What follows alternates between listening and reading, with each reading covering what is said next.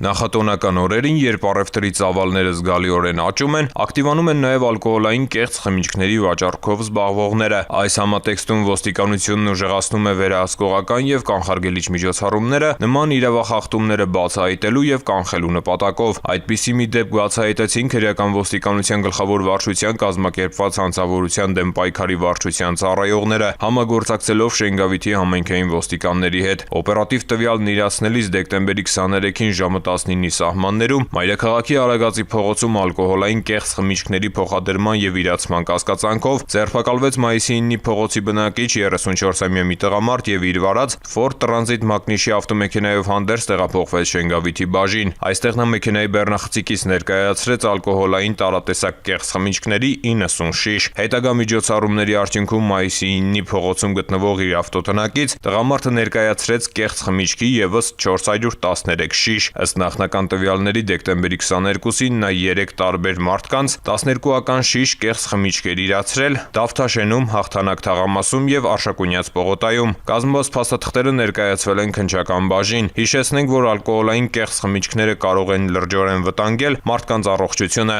Իրավապահ մարմինները, այդ թվում ոստիկանությունը, շարունակում են ակտիվ և հետևողական պայքարը նման օրինախախտումների դեմ։ Հորդորում ենք մեր քաղաքացիներին ալկոհոլային խմիչքներ ձեռք բերել բացառապես օրինական գործունեություն ծավալող առևտրի կետերից։